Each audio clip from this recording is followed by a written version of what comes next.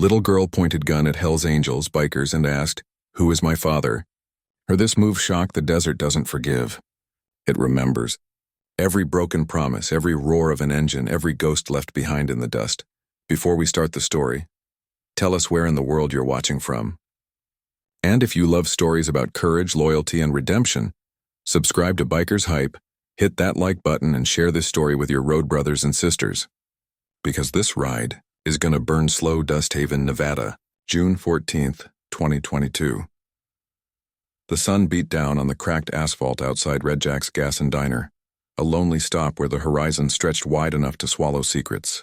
Heat waves shimmered off chrome as the Hell's Angels rolled in, engines snarling like a pack of wolves after a long hunt. Tank, 6'4", built like a mountain, killed his engine first. "Fuel, food, and 5 minutes apiece," he grunted. The rest followed, boots thudding on the pavement, leather creaking, laughter spilling into the air like smoke. For a moment, Dust Haven was alive again, then silence, a soundless shift, like the world holding its breath. From behind a cracked vending machine, a small figure stepped out. A girl, 8, maybe 9, dust on her face, tangled blonde hair glinting in the sunlight. But it wasn't her eyes that stopped them. It was the revolver shaking in her hands. She aimed straight at Tank's chest. Her voice trembled, but her words didn't. "Which one of you is my father?" Engines went quiet. Radios went silent. Even the cicadas seemed to hold back their song. Ryder Wolf Malone, chapter president, a man whose voice carried more weight than bullets, stepped forward slowly, palms open. "Easy there, kid. Guns are heavy for hearts that small." The girl's lower lip quivered. "Don't come closer. My mama said one of you." She pointed at her chest. "One of you did this." Behind her, an old duffel bag lay open on the ground. Inside, a baby blanket, faded pink with one word stitched in blue thread: Angel. That name hit them harder than any gunshot. Rusty froze mid-laugh. The world tilted around him. "Angel?" he muttered under his breath. Ryder's eyes flicked toward him. The kid's aim shifted too, like she could feel where the truth lived. "What's your name?" Ryder asked. The girl hesitated. "June." A tremor ran through Tank's jaw. "Christ." June's voice broke, small but sure. "My daddy wore the angel patch. And when he left, my mama died. Said her heart got shot from the inside." Rusty's throat went dry. That wasn't a random girl. That was the past, standing 10 feet away, demanding the truth. Some men run from the law. Rusty ran from a promise, and promises have longer arms than handcuffs. Before we dive in, tell us where in the world you're watching from. If you live for roads, redemption, and biker brotherhood, subscribe to Bikers Hype, smash the like button, and share this ride with your crew. Your support keeps the engine running. The diner's door chime gave one lonely jingle as the heat pressed closer. Ryder's shadow cut across June's face like a slow-moving eclipse. Tank didn't breathe. Nobody did. The only sound was the tiny rattle of the revolver in June's hands. Ryder spoke like a man easing a skittish horse. "June, nobody here wants to hurt you. We only want to listen." Her eyes never left Rusty. "Where'd you get the gun?" Ryder asked. June's lip trembled. "Mama." She said if I found him, I'd know by the way he got scared. Her eyes flicked to Rusty's hands, the way they shook not from fear of dying, but from memory. Ryder turned, slow. "Rust?" Rusty felt the whole club tilt toward him. The world narrowed to the threadbare blanket in the dirt. Angel. The name he and Laya used to whisper when the world was soft and the nights were longer than the road. His boots scraped the asphalt. "Kid," he said, the word cracking in the middle. "What was your mama's name?" "Laya," June answered, barely a breath. "Laya Burns." The name hit him like a bar fight in the dark. Rusty's chest buckled and he dropped to one knee without meaning to. The leather of his cut creaked. He pressed a palm to the pavement as if the earth might steady him. He lifted his head and met June's eyes with Laya's storm front in them. "I loved your mama," he said, voice raw. "I loved her like a man loves the quiet after a long war." June's aim wavered. Rusty lifted his hand, palm up, empty. I did leave, he said. Not because I wanted to, because I thought walking away would keep her alive. Ryder's breath left him slow. Tank looked at the ground. The rest of the boys turned their faces to the sun, like men in church when the prayer cuts too close. June swallowed. She said, "You promised to come back." Rusty nodded, a broken, honest nod. I did. And when I came, your granddad told me she was gone. He wet his lips. Is she... June blinked hard. She died last winter. Her next words were a blade wrapped in a blanket. Heart. Rusty closed his eyes and saw Laya as she was the last night he held her, laughing into his collar, counting the stars like they were debts. He felt the ache roll through him like thunder he'd been out running for years. When he opened his eyes again, the years were done. June, he said, that gun's too heavy for you. Let me carry it. He reached out. 2 inches. 1. His fingers closed around the barrel and he turned it away from everyone's chest, especially hers. The revolver clunked into his palm with a tired little sigh. He set it on the asphalt like a relic and put both hands up again. You ain't alone now, Rusty whispered. Not ever again. June's shoulders sagged like someone had just lowered the sky by a foot. Tears shined but did not fall. She looked at his jawline, the jagged scar. The roadmap of a FaceTime had argued with and lost. A slow nod, one that meant nothing and everything, slid across her expression. Ryder moved close enough to rest a hand on Rusty's shoulder. All right, he said softly. Let's bring her in. Tank scooped the duffel and the blanket, cradling Angel like it might flutter out of his hands. As they walked June toward the van, Dust Haven exhaled. Cicadas rasped their dry songs again. Somewhere down the road, a semi groaned back to life. The Hells Angels didn't look like villains as they loaded up. They looked like men who had outlived their sins and were finally ready to pay them. The night Laya chose quiet. The road back toward Reno ran straight as spilled whiskey. Rusty drove the support van with Ryder riding shotgun, eyes flicking between June in the rear view and the heat rattling off the horizon. Tank and the others orbited them on their bikes like planets walking their sun home. The hum of tires loosened Rusty's memories. Laya's laughter spilled into the cabin like a scent you only catch when you stop trying to. He cleared his throat. You ever heard how your mama and me met? June shook her head. Her hands worried. A stuffed bear Tank had found in the van. One glass eye scratched white. Rusty stared at the road and talked like confession. It was a Wednesday night at the Silver Horseshoe, one of those bars where neon's the only thing standing up straight. I was young and dumber than I deserved to be. Riding like dying didn't apply to me. She was working the late shift, pouring beers, breaking hearts by accident. He smiled, small, private. She had a crooked tooth, hated it, said it made her look like a kid. I told her it made her look like someone who didn't belong to anybody's rules. When'd you promise to leave? June asked. Rusty's jaw tightened. The night a fight broke out over nothing and everything. Some guy grabbed her wrist. I put him down. The cops came through the door like a winter wind. Laya hid me in the back room with the mops. He chuckled once. I smelled like bleach for 2 days. He sobered. She said, Rusty, I want to hear engines without hearing sirens. I want to sleep without counting axles. We made a deal. I'd try a straight job, just long enough to get us out. Did you? June asked. For a minute. Rusty's voice dropped low. Got a job at a yard welding gates that kept men like me out. Every spark felt like lying to a part of me I wasn't ready to kill. I told myself I was doing it for her. Then an old bee found me and bled all over that new life. Laya looked at me after the smoke cleared and said, You love me like a storm loves a town. You light me up and knock me down. He swallowed. I told her I'd give her quiet. I walked. Thought if I took the thunder with me, she could sleep. June looked out the window for a long time. She didn't sleep. I know, Rusty said, and there wasn't a man in the van who didn't hear their own ghosts riding shotgun.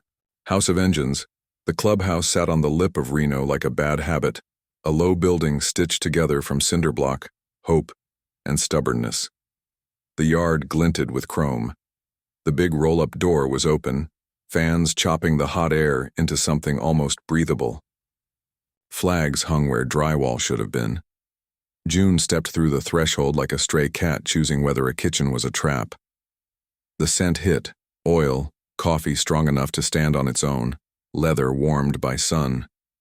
Tank popped a cereal box and poured loops into a clean metal parts bowl. "Gourmet," he announced, sliding it toward June. She looked at the bowl, then at him. "You ever eaten out of a chrome heart?" he asked, tapping the bowl's curved side. "It blesses the food." A corner of June's mouth climbed one notch. She dug in. Ryder called a quick circle. Boots scuffed into a ring. June ate at the edge, listening like a coil watching the strike. "We treat her like she's ours," Ryder said. "Because she is. Not property, promise. The kind you keep when nobody's watching." Grunts of assent rolled around the circle. "No booze near the office," Ryder continued, nodding to the small room off the shop they called the Warner office because its window used to flash warning lights from the old tow trucks. "No loud after 10, and watch your mouths, she's got ears." Tank raised a hand. "What about school?" Ryder looked at June. "We start with food and sleep. Books follow. Roads are lessons. So are people." He sent the men scattering. To gentle chores they'd never had to name before. Find a clean blanket, fix the wobbly desk chair, wipe the grease off the office door handle.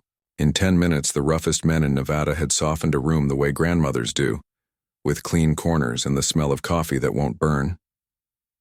June climbed onto the office couch and tucked the angel blanket around her legs. Rusty stood in the doorway like a bouncer for sadness. He kept watch while she ate, then while she pretended not to yawn, then while her eyes finally went heavy. When she slept, he sat on the floor with his back to the wall and cleaned his chain just to keep his hands busy. Tank arrived with 2 beers, set one beside Rusty, then thought better and swapped it for a water. "Your hands always shake that much?" he asked quietly. "Only when I'm near the truth," Rusty said. "Hurts?" Tank asked. Rusty nodded. "Good hurt."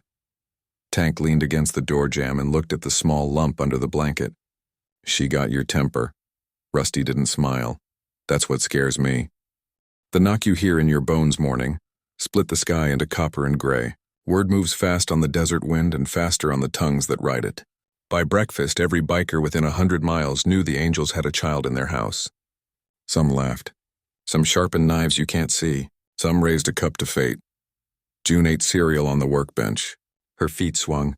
She traced letters on a paper napkin with a blunt pencil. ANGEL.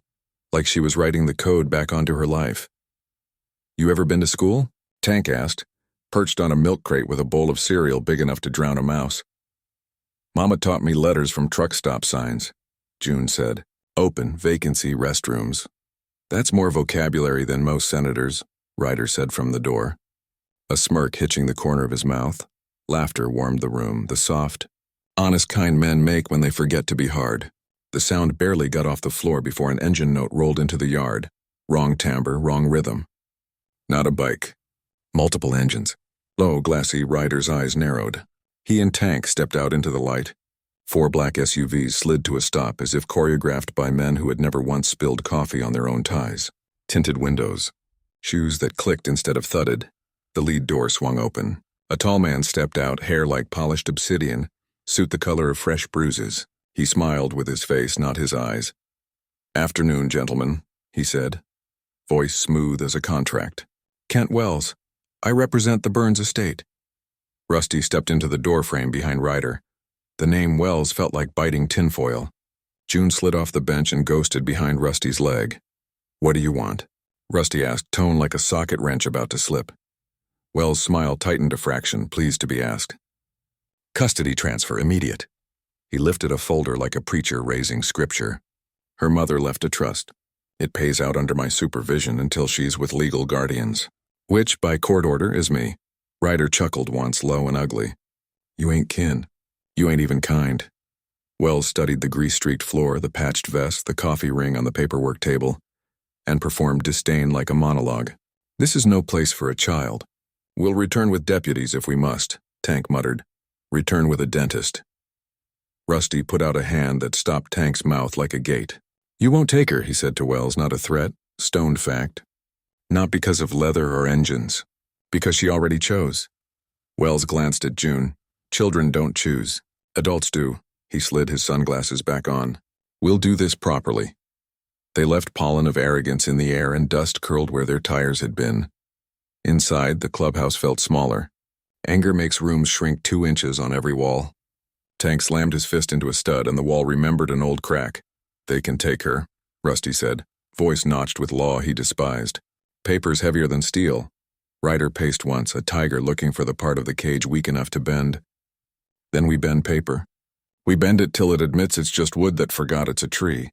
Rusty shook his head. "No running. I already ran once. That's how she ended up navigating the world with a gun and a blanket." Ryder stopped. "What's your play, brother?" Rusty looked at June, the steady way she was holding her fear like a warm stone. "I give her what no one gave me when I was a kid." His voice steadied. "A choice," June's chin came up. "My choice is here." Ryder nodded once. A pact clicked into place, the kind men keep longer than their own lives. Court is just a room until you fill it. 2 days later, Carson City's courthouse wore its best stone face. Reporters bracketed the staircase like gulls waiting for bread. Headlines curled out of cameras. Outlaw biker claims fatherhood. Hell's Angels versus the law. People love a cage match, especially when the cage is a child. Inside, the air smelled like old books and arguments. Rusty sat in a borrowed black shirt that didn't understand his shoulders. He kept his hands on his knees like a boy at Sunday service. June sat beside him, small and steady, a bear with a bad eye on her lap. Ryder and Tank stood behind them like 2 posted angels who had decided not to fall today. Wells cut through the room, leaving aftershave and entitlement in his wake. He nodded to June the way a banker nods at a safe deposit box. The judge was an older woman with hair the color of ruled paper. Her gaze didn't miss much. She called the room to order and the sound landed like a mallet on a dinner bell. Wells went first, voice polished on the inside edge of every syllable. He painted the club in soot and menace. He spoke of welfare checks and police reports, of danger by association, of rusted morals and open throttles. He did not mention love. Men like him forget its evidence. When he called the county social worker, Rusty's fists tightened until the knuckles found the color of bone. Ryder leaned forward, a whisper threaded with iron. "This won't be decided by law," he said. "It's going to be decided by soul." Before the witness could open her folder, a small voice cut through the varnish. "Can I talk?" Heads turned. Cameras adjusted their teeth for a brighter bite. The judge stared at June for a long beat. Something like gentleness passed behind her lenses. "You may," June stood. She didn't climb on the seat to be seen. The room did that for her. She spoke plain. "They say he's bad," she began, tipping her head toward Rusty without looking at him. "But he's the only one who didn't lie." A murmur ran along the benches like a wind finding a crack. "He smells like oil and smoke," she said. "But he makes breakfast. He says sorry when he don't have to." She looked at Wells then, flat as a mirror showing a man his true height. "If you send me away, I'll run back. 'Cause home ain't walls, it's who waits for you." The judge didn't speak. Neither did the law, because sometimes the law remembers it was once written by people trying to be kind. The gavel came down gentle. "Adjourned until morning," the judge said, voice a little lower than before. "Bring me truth, not posturing." Outside, the steps churned with questions. Cameras pulsed. But the noise got swallowed when 200 motorcycles rolled past slow, engines idling like a promise. The lenses turned, confused. The story had shapeshifted while nobody was looking. Ryder touched the brim of an imaginary hat at June. "Looks like you just got patched in," he said. June didn't smile. She just took Rusty's hand like a soldier accepts a flag. The night truth grew. Teeth, the clubhouse breathed different that evening. Men moved quieter, like a church after the hymn when someone's still praying. Ryder laid a map of Nevada on the table. Red pins, blue pins, threads of twine like arteries. "Wells isn't a guardian," he said, tapping a knuckle on the table. "He's a collector. He collects control. He'll buy the law if he can't borrow it. Tank rolled his shoulders. We scare him? Ryder shook his head. We starve him. Take his lies. Make him eat truth. Rusty stared at a pin east of Fallon. Lia's sister, he murmured. Annie, she's in, Ryder said. Or she's scared. Either way, she's the hinge. June listened from the stairs, knees tucked to chin, bare pressed to her ribs. She didn't understand all the tactics, but she understood the feel. The air before a storm when animals get quiet and the earth smells like iron. Engines coughed awake one by one. Not roaring. Thrums steady like hearts that had decided on a pace. They rode out under a sky that had started thinking about rain. Annie's place looked like a house that wanted to be a shed. Porch tilting, paint the color of old secrets. She opened the door with a hand that shook like a leaf that hadn't decided which tree to belong to. I told him you'd come, she whispered. He said if I called he'd pay double. Wells again. Always the man behind the door you didn't lock. Rusty stepped forward, voice low enough to carry. We ain't here to burn your house down with truth. We're here to keep it from burning you down. Annie's eyes watered in a way that wasn't crying. She stepped aside. The safe, she said, pointing with her chin. Documents. Things that make him look clean. Tank worked the dial like a man flirting with fate. The door swung with a groan. Inside, forged custody petitions, doctored reports, checks with badge names on the memo line. More rot than should fit in a steel box. Ryder photographed everything with a phone that suddenly felt like a weapon. Tomorrow the judge will get fed, he said. Rusty thumbed through papers and paused. A photograph lay tucked behind the mess. Lia, young, bright, the grin before the storm, standing next to a man in a suit, his hand on her shoulder like ownership. Wells. Rusty's blood cooled into something that could freeze gear oil. He knew her, he said, voice edged. Before me. Annie nodded once, shame flickering like bad light. He owned the club. Thought she owed him something. Thought everybody did. Ryder swore softly in a language the desert learned from soldiers. So this ain't law. It's obsession. Headlights spilled across the gravel, sliding long and white under the porch. The rumble wasn't bikes. It was policy on tires, sheriff's cruisers.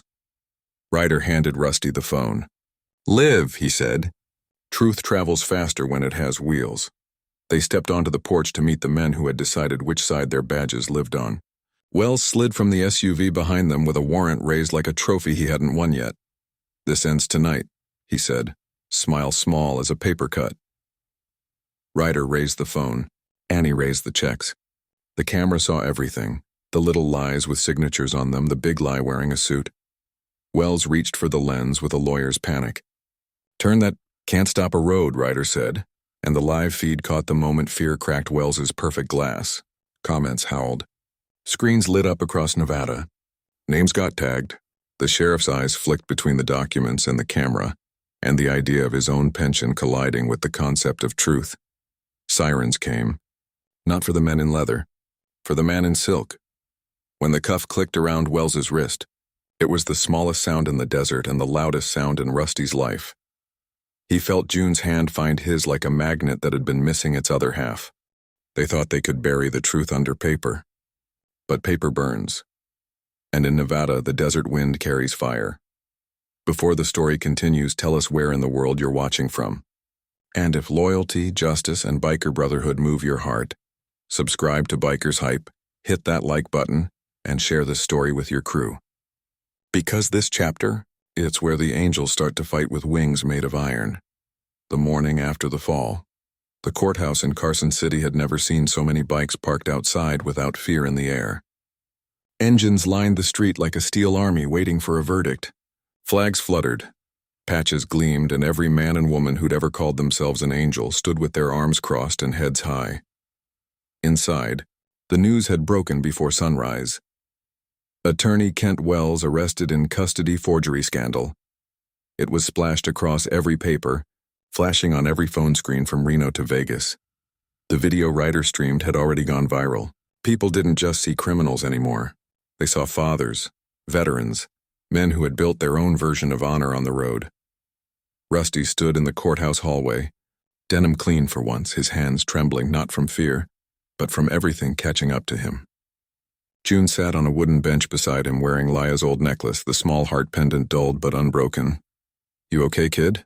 He asked. June tilted her head, her eyes serious beyond her years. You scared? Rusty smiled faintly. Always have been. Just learned to hide it behind noise. Ryder stepped out of the courtroom doors, nodding toward them. Judge wants you both inside. No lawyers this time. Just truth, Tank muttered. That's dangerous territory, Ryder smirked. Truth always is. The judge's chamber, it wasn't the main courtroom this time. Just a small wood-paneled room that smelled like dust and tobacco. The blinds were half open, sunlight striping the judge's desk in gold lines. She looked older today, or maybe just more human. Rusty and June sat opposite her. Ryder leaned against the wall, arms crossed but calm. The judge spoke quietly as if volume could crush honesty. I watched that video last night. Every second. I saw lies fall apart in real time. Rusty said nothing. He wasn't sure if this was grace or a test. You've been accused of being unfit, she continued. Unstable, dangerous. Her gaze softened slightly. But the only danger I saw was what happens when a child grows up without love. June squeezed Rusty's hand. The judge set a folder on the desk. Wells's forgeries. The fake reports the proof Ryder's crew had gathered. I could dismiss this whole case on the spot, she said. But then it just becomes another rumor. I want it official. I want truth written where lies used to live. Rusty nodded slowly. Whatever it takes. Then let's start with you, the judge said. Why did you walk away from her mother? The air went still. Ryder looked down. Even the ceiling fan seemed to pause. Rusty took a breath. Because I thought I was poison, he said softly. Laya wanted peace and all I knew was roads and trouble. I told myself leaving was mercy. He shook his head. Turns out mercy feels a lot like cowardice when you look back. The judge didn't interrupt. She just listened, really listened. That kind of silence is heavier than any gavel. June's voice broke through the quiet. He came back, she said. Even when he didn't have to. The judge turned to her. And you believe this man can keep you safe? June nodded. He already did. The judge leaned back. And if I asked what home means to you, June? The little girl thought for a moment, her small fingers tracing the edge of the chair. Home, she said finally, is when somebody stays. Brothers in the back row outside the chamber, the rest of the angels waited, restless, pacing, cracking knuckles and jokes that didn't quite land. Tank chewed a toothpick until it split in half. Reaper, the oldest of them, leaned against a vending machine. You think they'll let him keep her? Tank muttered. Reaper shrugged. If they don't, we ride again. Ryder pushed through the doors, eyes sharp, grin faint. You boys might want to keep the engines warm. Rusty followed with June on his shoulders, and for a second, even the ghosts in that courthouse stood at attention. Tank laughed. Well, I'll be damned. She yours now? Reaper asked. Rusty nodded. Ours, he corrected. Clubs too. June grinned. That means I get a bike, right?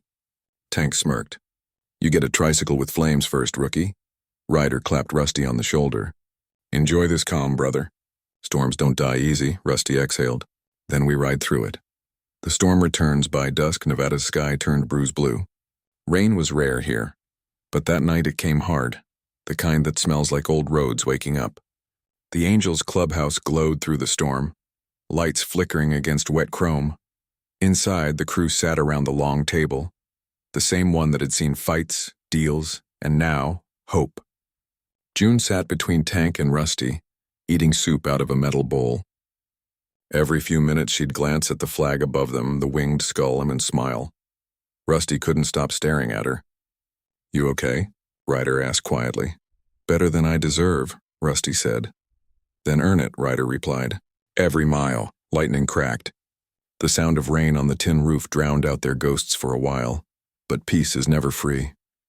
Out in the storm, a figure stood by the fence, umbrella in hand, watching through the rain. A woman in a gray trench coat, her hair tied back, eyes sharp. When Ryder spotted her, his gut tightened. He stepped outside, boots sinking into mud. You lost, ma'am? The woman flashed a badge. FBI Agent Dana Cole. Ryder's smirk didn't reach his eyes. We're all lost, ma'am. Question is, and who sent you to find us? She stepped closer, rain rolling down her face. The Wells case opened a bigger can than you realize. Money laundering, trafficking, fake charity networks. He wasn't working alone. And your club, she paused, was on the list. Ryder's jaw tightened. We've done our dirt, Agent, but not that dirt. I hope you're right, she said. Because this storm's just getting started. She turned and vanished into the rain, her car's lights fading down the highway. Ryder stood there for a long time, water dripping from his hair, watching the horizon flash with lightning. Behind him, inside the warm glow of the clubhouse, June laughed at something Tank said. Pure, innocent laughter. He looked back once more at the road and whispered to himself, storms don't scare angels. They just make us ride harder. If this chapter hit your heart, if you believe family's not about blood but who rides beside you, hit like, share this story with your road brothers, and subscribe to Biker's Hype for the next chapter. Some storms wash away the dirt, others dig it up. And in Nevada, even rain smells like gasoline and ghosts. Before the story begins, tell us where in the world you're watching from, and if you live for brotherhood, redemption, and stories that ride straight into the soul. Subscribe to Biker's Hype, hit that like button, and share this story with your road family. Because tonight the angels ride into the storm, when thunder speaks your name. The rain hit the desert like a confession. It didn't pour often in Nevada, but when it did, the heavens didn't whisper. They screamed. Ryder stood under the overhang of the clubhouse, cigarette glowing in the dark, watching the drops carve small rivers through the sand. Behind him, the clubhouse hummed, engines cooling, laughter soft, the faint hiss of bacon frying on a skillet. The kind of night that felt like peace finally had a seat at the table until the phone buzzed. Rusty picked it up, expecting Tank or a mechanic. Instead, a voice crisp as a blade cut through the static. Mr. Burns? This is Agent Dana Cole. We need to talk. Rusty straightened, eyes narrowing. About what? About Kent Wells and the men he worked for. Ryder looked over from the doorway. That badge again? Rusty nodded, lowering his voice. She's saying Wells wasn't alone. Ryder's smirk faded. They never are. The woman with the badge. Half an hour later, headlights sliced through the rain again. A black sedan rolled up slow, wipers beating steady. Agent Cole stepped out, trench coat soaked through, hair clinging to her temples. But her eyes, sharp, tired, and honest, never lost focus. Inside the clubhouse, the angels watched her like wolves deciding if the visitor was friend or food. Tank leaned close to Rusty. She's got the kind of look that gets people killed or saved. Cole set her badge on the table. I'm not here to arrest anyone, she said. I'm here because Wells's files didn't stop with forged custody papers. They led to something bigger, a charity fund. The Angels Reach Foundation. Ryder frowned. Never heard of it. You have now, Cole said, because it's using your patch, your club logo, on fake donation campaigns. Tank slammed a palm on the table. You saying someone's stealing our name to wash money? Cole nodded. Exactly. Wells was laundering millions under your emblem, and now, someone out there wants to finish his work. Rusty's voice went cold. Who? Cole looked at him.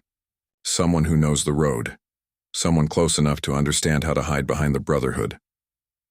The room fell silent. Engines cooled. Rain ticked against the windows. Ryder's eyes met Rusty's. Then we've got a ghost wearing our patch. The man from Barstow. They traced the first clue east, an old warehouse near Barstow, once used for club meets in the 90s. The kind of place where the walls remembered every deal, every fight, every song.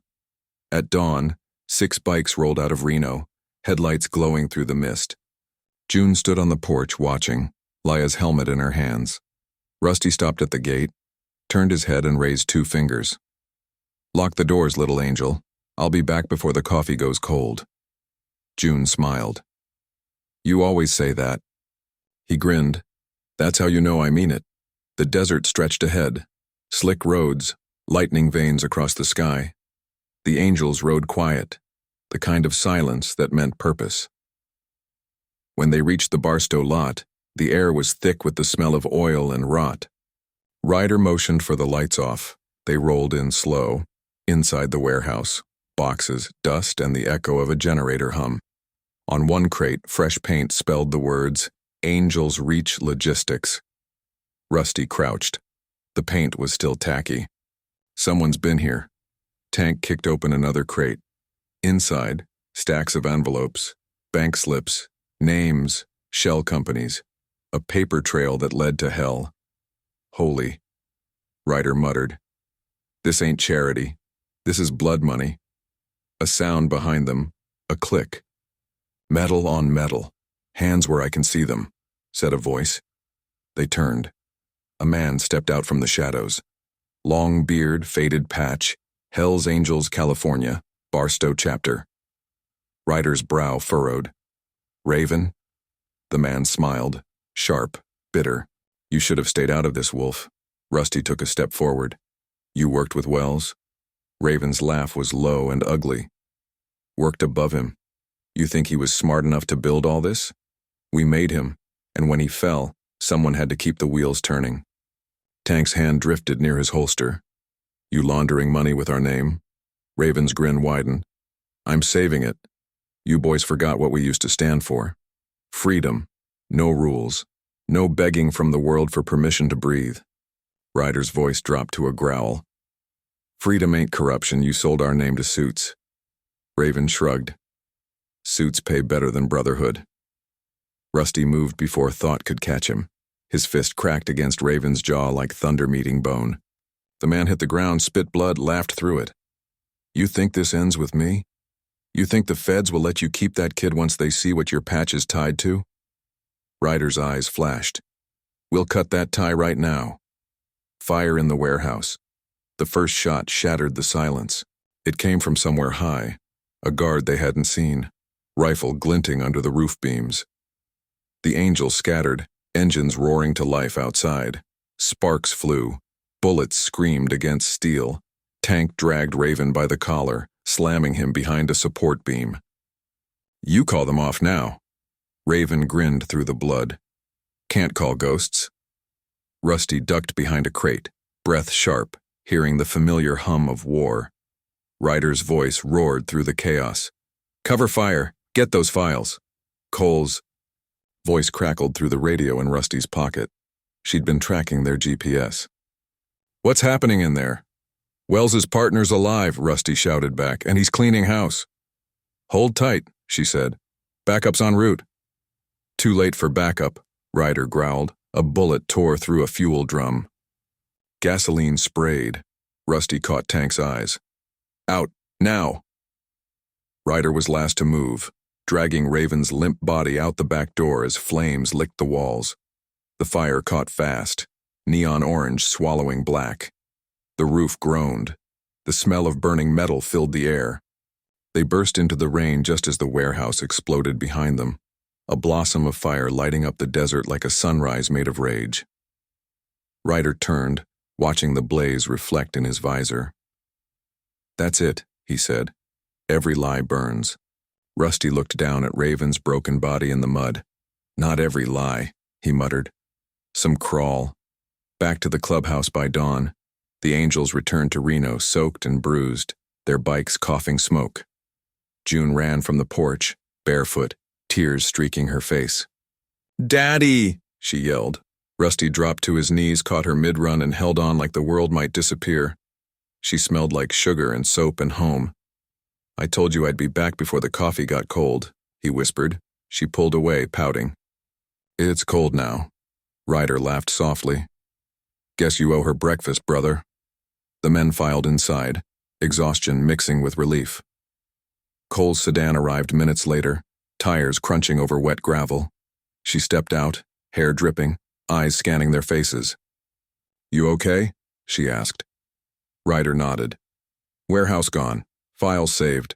One man dead, one ghost still walking. Cole exhaled. Then the story's not over. But the headlines will call you heroes by morning. Rusty looked at her. We're not heroes, Agent. We just stopped running. Cole smiled faintly. That's what heroes always say. Engines and echoes. That night, the rain finally stopped. The air smelled new, like the world had been cleaned just enough to start again. Rusty sat outside the diner they'd built in Laya's name, Laya's place. Neon humming soft, coffee steaming on the counter beside him. June was asleep inside, curled under the angel blanket. Ryder joined him, 2 mugs in hand. "You ever think peace feels too quiet?" Ryder asked. Rusty chuckled. "Only when it's real." They sat in silence, listening to the hum of the neon, the soft creak of metal cooling after a long day. Rusty looked at the road stretching into the dark. "You think Leia can see us?" Ryder nodded. "If there's a road in heaven, she's riding it." Wind in her hair, proud as hell. Rusty's eyes glistened. "Then I hope she knows I finally came home." If this part rode straight into your heart, hit like, share the story with your brothers and sisters of the road, and subscribe to Biker's Hype for the next chapter. Not every demon hides in the dark. Some wear your colors and call you brother. Before we start this ride, tell us where in the world you're watching from. And if Biker Brotherhood, redemption, and the roar of engines fuel your soul, subscribe to Biker's Hype, hit that like button, and share this story with your road family. Because this chapter asks one question every rider fears: what if the devil wears your patch? Ashes and oaths. The morning after the warehouse fire smelled like burnt metal and rain-soaked guilt. Smoke still rose in thin gray threads over Barstow's edge, curling into the pale sky. The angels had lost a building, but they'd found the truth. Their patch had been used to launder blood money, and someone inside the Brotherhood had helped make it happen. Ryder leaned on the hood of his Harley, arms folded, staring into the distance. Rusty walked up beside him, coffee in one hand, bandage on the other. "You look like a man who's already seen tomorrow," Rusty said.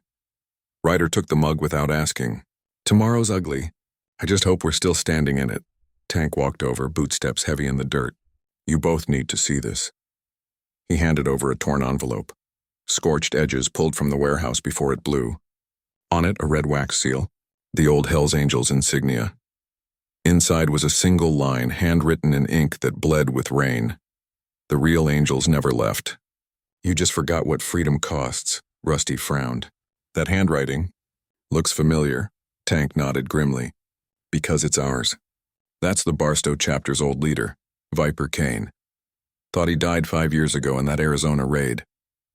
Ryder's cigarette stilled between his fingers. "If Viper's alive, he's the devil wearing our patch." Leia's place by evening, the storm had cleared. Leia's place glowed under the neon light, the diner that had become a second home for the angels. June sat at the counter, legs swinging, drawing flames on a napkin with a red crayon. Rusty walked in, grease still on his hands, exhaustion heavy in his eyes. June looked up, smiling. "You fixed the bike again?" "Always," Rusty said, brushing her hair aside. "Some engines never quit." "Just need a little tune-up," she grinned. "Like you?" He chuckled. "Exactly like me." Ryder came in behind him, a newspaper folded under his arm. The headline read, "Hells Angels clear name in Nevada scandal. FBI confirms corruption tied to Wells network." Cole had done her part. Justice, at least on paper, had been served. But beneath the fold, a smaller headline in red ink whispered something darker. "Unknown group using outlaw patches across state lines. Possible rebellion rising." Ryder slid the paper across the counter. "They're calling themselves the Old Blood." Tank muttered, "Sounds like Viper's work." Rusty rubbed his temple. "Man's supposed to be a ghost. But ghosts don't forge new patches." June looked up, innocent but sharp. "What's a patch?" Ryder knelt beside her stool. "It's a promise, kid. Worn on your back. Means you stand for something, and you don't run when it gets hard."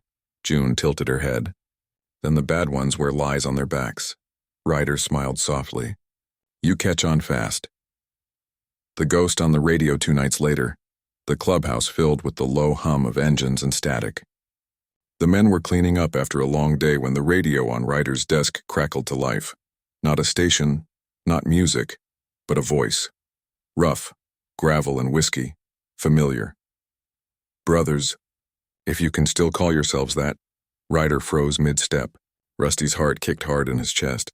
"This is Viper Kane. The roads remember me, even if you don't."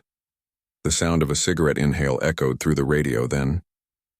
"You've gone soft. You traded the roar for rules. You built diners and bedtime stories. The angels I knew didn't tuck kids in. They rode till their sins were paid in smoke. Tank slammed a wrench down. Turn that off. Ryder shook his head. No, let him finish. I'm coming home, Ryder, and when I do, I'm taking back what you forgot. Brotherhood built on fear, not mercy. You can't ride two roads. You'll either follow me or burn with the rest. The radio cut to static. The silence afterward was heavier than thunder. Rusty looked at Ryder. That was a declaration. Ryder nodded. That was war. The desert divide. The next morning, the angels met in the yard. Dust swirled around their boots as Ryder laid a map across the hood of his Harley. Barstow's crawling with Viper's men, he said. They've been recruiting from the old guard, the ones who miss chaos more than peace. If we don't stop him, Nevada burns again, Tank grunted. How many? Enough to fill the road between here and Vegas, Ryder said. But he's not just after territory. He wants the name. The patch. Rusty leaned in. Then we ride before he gets to it. Ryder met his eyes. You sure about that? You've got more to lose now. Rusty looked toward the diner window where June waved at them through the glass, her little hand pressed against it like a prayer. Exactly why I'm coming, he said. Engines of redemption. By noon, the angels were on the move. A convoy of thunder cutting through the desert heat, chrome flashing under a cruel sun. Each man carried not just weapons but ghosts, the kind you can only face on the road. They reached the dry ridge near Death Valley where the old blood had set up camp. Half-burned flags, black bikes, the air thick with gasoline and betrayal. Viper Kane stood at the center, leather jacket scarred with time, the same serpent patch on his back glinting like poison. His eyes burned when he saw Ryder. Well, look who crawled out of retirement, Viper sneered. The wolf who traded his fangs for pancakes. Ryder took off his gloves. I didn't crawl, brother. I built something worth standing for. Viper laughed, spreading his arms. Brotherhood was never about standing. It was about surviving. Rusty stepped forward. Then you're the reason people fear the patch, not respect it? Viper's smirk faltered. Respect is just fear with manners. Before Ryder could respond, the desert wind carried a familiar sound. Engines. Dozens of them. Not Vipers. Rusty turned. Headlights appeared on the horizon. The rest of the Nevada chapters, men from Reno, Fallon, Carson City, and had come. The true angels. Ryder smiled.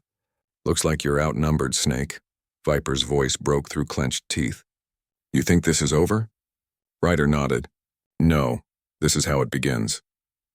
The clash at Devil's Ridge. Engines roared. Dust exploded. The desert became a battlefield of chrome and thunder. Bikes collided, tires screamed. Men shouted oaths and curses older than the highways themselves. Ryder fought like a man possessed, not for pride, but for peace. Rusty rode through the chaos, skidding into a slide that sent one of Viper's men spinning. Viper charged straight at him, chain in hand. The two collided, metal against metal, sparks showering the sand. Rusty hit the ground hard, blood in his mouth. Viper loomed over him, eyes wild. You think you can change what we are? He snarled. You can't wash dirt off chrome. Rusty spat blood and grinned. Then I'll ride it clean. He swung his boot, catching Viper square in the knee. The man stumbled. Rusty rose, chain whipping through the air, striking once, twice, until the serpent patch tore free from Viper's jacket. Viper fell to the sand, gasping, beaten but defiant. You'll never kill me, he wheezed. Ryder stood over him, engine idling beside his boots. No, he said. We don't kill family. We just stop letting it rot us. He dropped Viper's patch onto the ground and crushed it beneath his heel. The road, home by dawn, the battle was over. The old blood had scattered into the desert. The true angels stood bruised but proud, patches shining in the rising light. Rusty wiped his hands clean and looked toward the horizon. You think it's really over? Ryder shook his head. Roads don't end, brother. They just fork. As they rode back toward Reno, the sun broke over the mountains, gold and merciful. At Laya's place, June waited outside, her tiny hands clutching 2 mugs of coffee. One for her, one for her dad. When Rusty pulled up, she ran to him, arms wide. You came back again, she said. Rusty smiled through cracked lips. Told you. Always will. She handed him the cup. Mama used to say, when you find the right road, you never stop riding. Rusty looked at her, voice rough with pride. Then I guess we finally found ours. Ryder joined them, raising his mug. To roads that lead home. Engines echoed behind them. Soft this time, not angry, not lost, just alive. And if this story of the Devil's Patch moved you, if you believe that family isn't just blood, but who rides beside you when the world turns dark, then hit like, share this story with your brothers of the road, and subscribe to Bikers Hype for more tales of redemption, loyalty, and the roar of freedom.